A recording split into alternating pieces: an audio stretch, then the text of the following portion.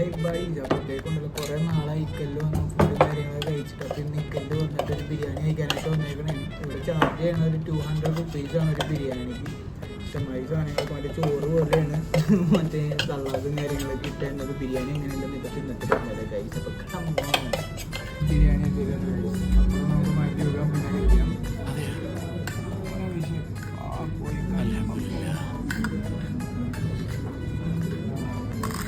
അങ്ങനെ ഞമ്മക്കൊരു മോൻ ഓനൊരു സുന്ദരനാവും.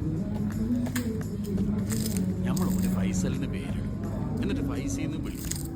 ഇങ്ങനെ പൊട്ടിച്ച് നമ്മളുണ്ടാക്കണ സ്വത്തുക്കളുടെ ഒക്കെ അവകാശി. അതാണ് നമ്മൾ പറഞ്ഞ് പൈസ ജനിക്കുന്നതിന് മുമ്പേ ഓൻ്റെ കഥ തുടങ്ങി. ബിരിയാണി അന്നൊന്നും പോലെ തന്നെ കൊള്ളാം സാധനം.